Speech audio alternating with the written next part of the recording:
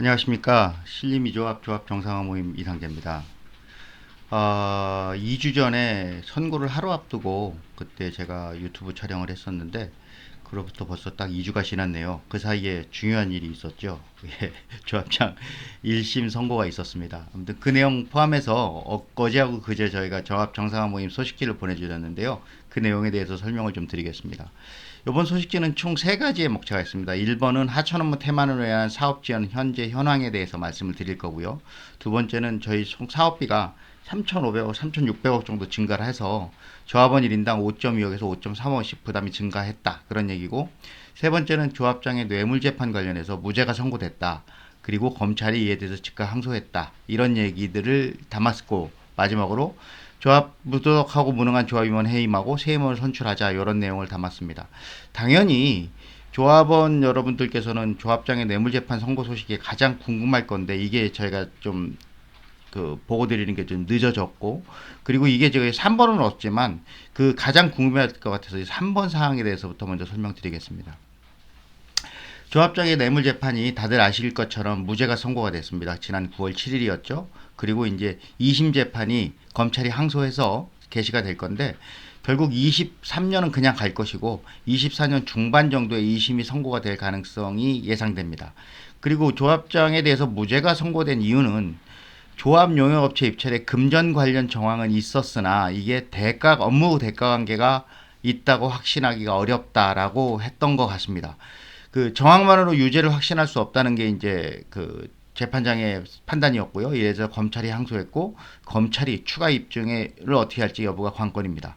제가 지금 이 관련 판결문을 입수하려고 알아보고 있는데 좀 시간이 좀 걸리더라고요. 그래서 판결문 제가 입수하면 자세한 설명을 해드릴 예정입니다. 이 자세한 설명은 서면으로 드리기가 너무 어려워서 유튜브로 설명할 거고요.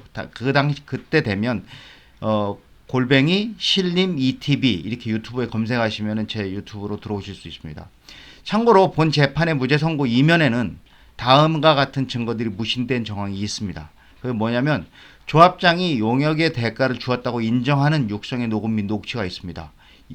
이게 이제 그 장영우 조합장이 그 도해안 이사하고 대화 중에, 그래서 내가 해줬잖아. 이 내가 해줬다는 얘기는 자기들이 여태까지 쓴 돈 그거를 좀 보전하게 해주면 자기가 비대위를 해체시켜주겠다라고 제안을 했었거든요. 그래서 해줬다는 얘기입니다. 그리고 이제 두 번째는 조합과 상대 측이 주고받은 입찰 담합 전자메일이 있습니다. 전자메일로 일단 그 거기에서 낙찰을 받기로 약정돼 있는 그쪽에서 입찰을 어떻게 조건을 제시해 다오라고 요구를 했고, 그 조건 그대로 조합이 공지를 공문을 게시했어요. 그래서 그 조건에 맞춰서 업체들이 입찰 들어왔고요. 그리고 조합 측의 사람이 그 상대편 입찰하는 업체한테 입찰 금액을 1억 7,400만 원에 들어와라 라고 이렇게 해서 확정해서 알려주고 그렇게 협의한 부분이 전자메일을 통해서 증빙이 다 있습니다.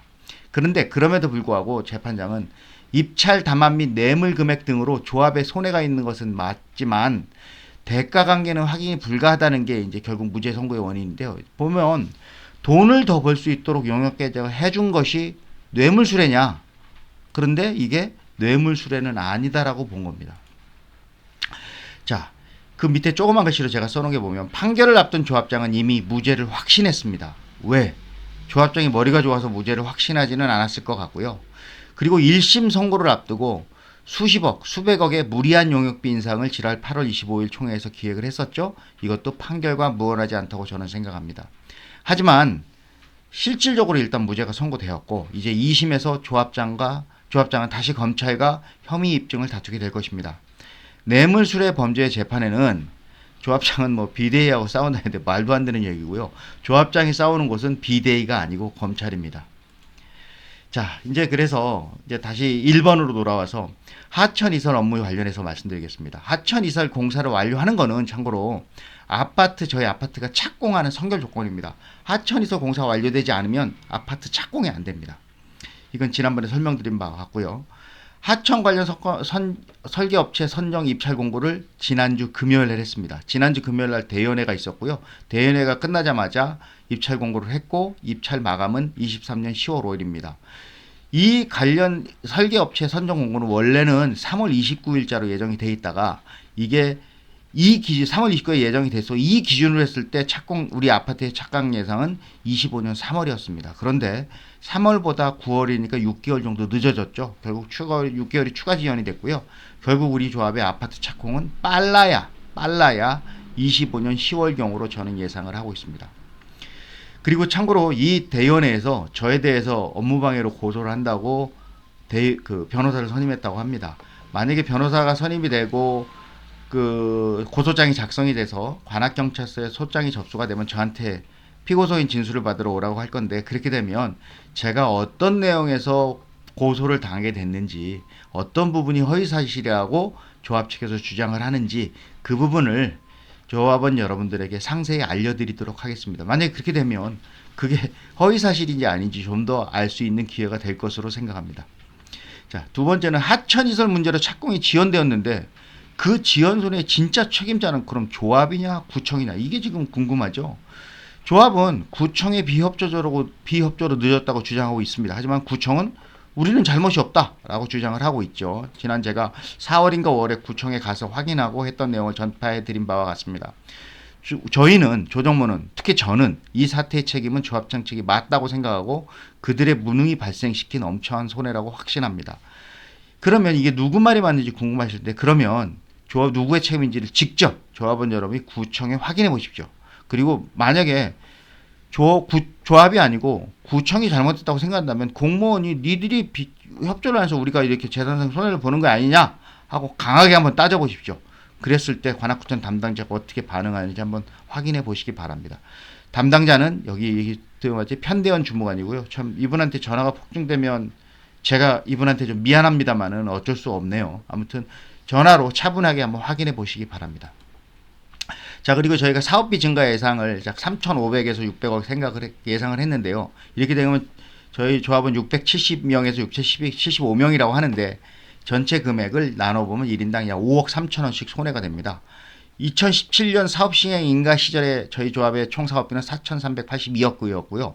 지금 현재 총 사업비는 약 8천억 정도 예상이 됩니다. 각각 어떻게 증가했는지를 여기 표로 보여드린 거고요. 합이 약 3,600억. 그래서 총합은 8천억 정도 예상이 됩니다. 이 안에는 여러 가지 그 원인이 있는데 주요한 원인 중에 하나가 건축비 인상과 하천시설 공사 및 이에 따른 착공 연기입니다. 엊그저께 저희 그 조합 정상모의 측 그 단체 카톡방에서 그 재산세에 대해서 좀 말이 많았었는데요. 결국 수백만 원, 수천만 원씩 나오고 혹은 수억씩 이렇게 증가하는 공사비에는 관심이 없을지 모르겠습니다만 당장 내가 내야 되는 재산세에는 굉장히 민감합니다. 왜?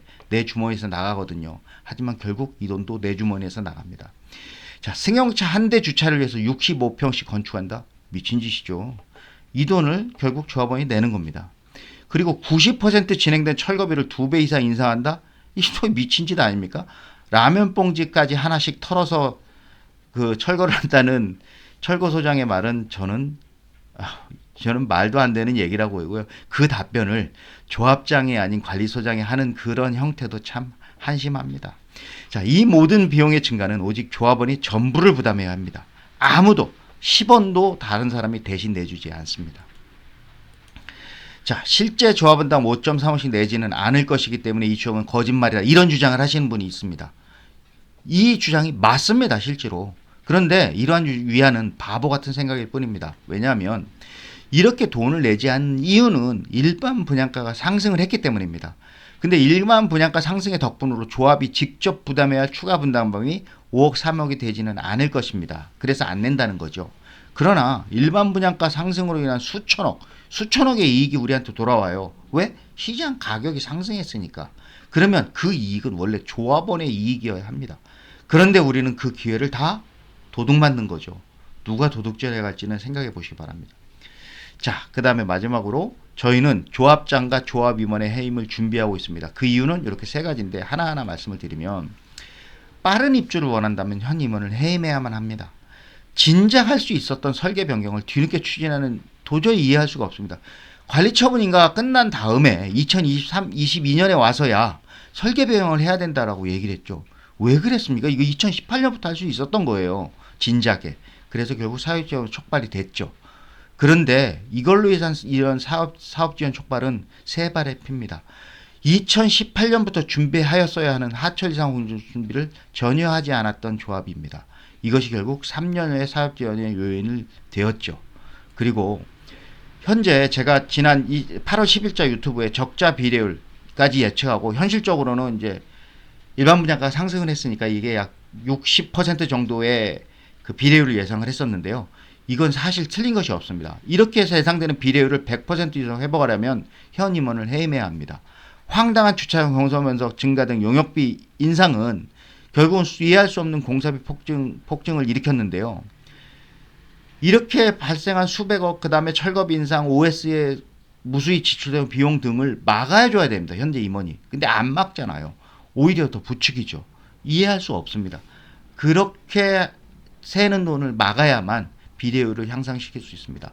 문호로 촉발된 사업지원기관은 금융비 폭증으로 저에게 다가올 것입니다. 그리고 조합장과 그 측근들, 그분들은 쉽게 변할 사람이 아니라는 게 제 판단입니다.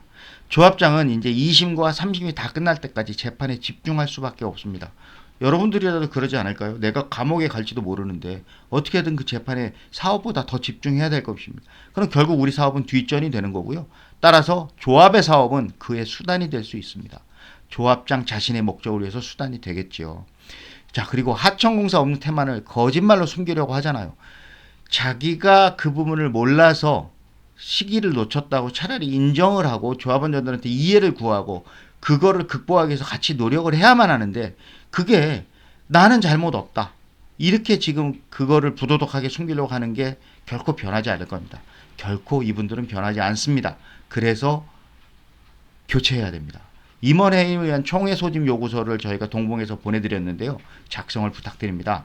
임원 해임을 위해서는 조합원의 10분의 1, 즉 10%의 요구서가 필요합니다. 지금 현재 같으면 68명만 있으면 되죠. 그런데 이번 해임총회는 임원 해임과 임원 선임을 동시에 진행하고자 하여서 더 많은 조합원들의 요구서가 필요합니다. 올바른 조합으로 바꾸기 위해서 꼭 참여해 주시길 부탁드립니다. 이미 현재 제 손에 120명 이상의 조합원이 본 총회 소집 요구서를 작성해 주신 것을 제가 파일에 갖고 있습니다. 이걸 믿으시고 좀 참여해 주시길 부탁드립니다. 동봉해 드리는 총회 소집 요구서에 성명, 생년월일 등을 기입하시고 꼭 지장을 찍어야 합니다. 이게 정관의 지장이라고 되어 있습니다. 인감도장도 안 됩니다. 지장을 찍어야 됩니다. 그리고 이 주소로 보내주시면 되고요. 그리고 제가 별도로 큰 봉투에 보내드린 분들이 있어요. 그분들은 거기에 써있는 주소로 보내주시기를 부탁드립니다. 그리고 신분증의 사진은 꼭 복사해서 우편으로 안 보내주셔도 되고요. 그냥 사진 찍어서 저한테 문자로 보내주셔도 됩니다. 제 전화번호는 그 소식지에 들어있을 것입니다. 이게 총회 소집 요구서에 써야 될 부분인데, 여기에 성명, 생년월일 적으시고 여기는 꼭 지장 날인을 하셔야 됩니다. 그리고 소유 집원은 혹시 모르시면 저한테 전화해서 몇 번인지 알아봐 달라고 하시고요. 그냥 빈칸으로 주시면 제가 그 확인을 받고 제가 대신 기입해서 드리겠습니다. 그리고 여기는 연락처, 전화번호 적으시면 됩니다. 예, 꼭 좀 부탁드리고요. 비록 요번에 무죄 선고를 해서 제가 사실 정말 많은 충격을 받았습니다. 왜냐면 저는 유죄를 확신했거든요. 물론 무죄가 날 수도 있고, 무죄가 나면은 항소를 할 거라고 예상을 했지만, 그렇게 말씀을 드리기도 했지만 그럴 가능성은 희박하다고 봤습니다. 하지만 어떤 여러 문제가 선고지는 아직은 모릅니다. 제가 나중에 판결문을 획득하게 되면 거기에 대해서 그 확인해 가지고 그 다시 조합원 여러분들한테 아마 그게 10월 초 정도가 될 것 같아요. 그때 다시 잘 설명드리도록 하겠습니다. 감사합니다.